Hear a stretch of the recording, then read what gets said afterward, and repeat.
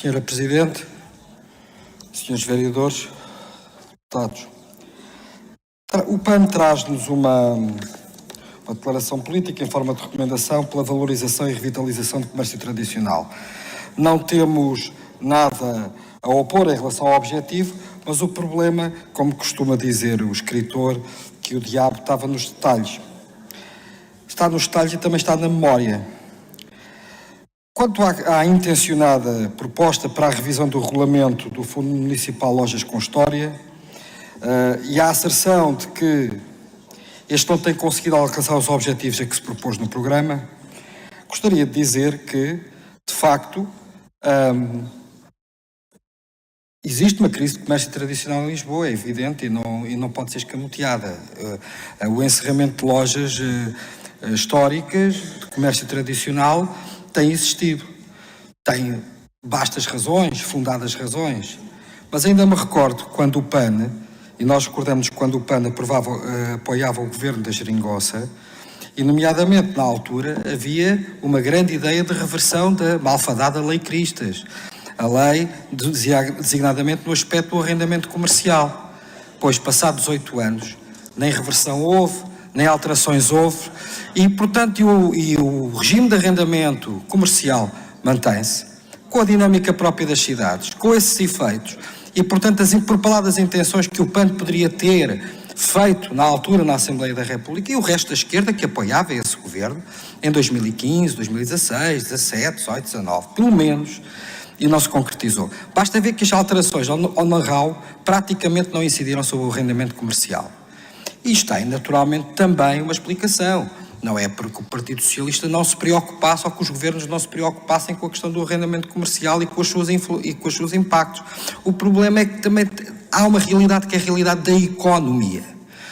E a realidade da economia, muitas vezes, contende com a realidade da história e do património e daquilo que nós entendemos como a nossa identidade. Como é que balizamos aqui as coisas? Como é que equilibramos as coisas? Pode haver várias estratégias. E a estratégia das lojas com história é, de facto, uma boa estratégia. E é uma estratégia na qual este Executivo Municipal se tem empenhado. Mas a Câmara não se pode substituir ao mercado nesta matéria. Mas aquilo que o PAN vem fazer e vem propor no seu ponto 3 é muito pior. É pior porque, por um lado, não segura e não resolve o problema das lojas, do fim da atividade comercial destas lojas, por questões de alterações contratuais, de cessações de contratos, de não renovações de contratos, de alterações de uso, mas ao mesmo tempo lhe decreta a impossibilidade da mudança de uso para uso habitacional ou instalação de unidades de alojamento. Mas isto é precisamente aquilo, uma das medidas que a Câmara Municipal aprovou, com o apoio de todas as forças políticas delas instaladas, inclusive a da esquerda, precisamente para combate ao problema habitacional e da oferta de habitação pública. E, portanto, nós não podemos querer ter sol na eira e chuva no naval. Esta proposta está francamente errada em relação ao seu ponto 3. E eu apelo e alerto a todas as bancadas para lerem bem este ponto 3, porque nós não podemos, por um lado, às segundas, quartas e sextas, estarmos preocupados com a crise da oferta de habitação e depois às terças e quintas já estarmos preocupados com o comércio tradicional e lançarmos um contra o outro. As duas preocupações são legítimas e, sinceramente, não se resolve o problema. Não é por aí. Não é pela impossibilidade ou pela proibição da alteração do uso para fins comerciais, para fins habitacionais, que se resolve o problema de lojas com história. Nenhuma loja histórica de Lisboa fechou porque viu o seu uso alterado para fins habitacionais. Nem se prevê que vai alterar, que vai acontecer.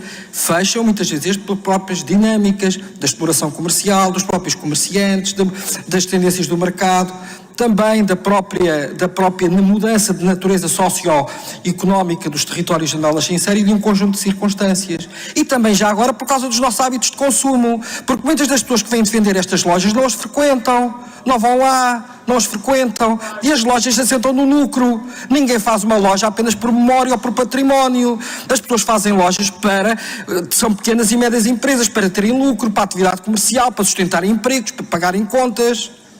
E, portanto, se os consumidores não consomem, como é que vamos fazer? Vamos substituir todos os consumidores? Vamos transformar Lisboa numa imensa cidade socialista? Muito obrigado.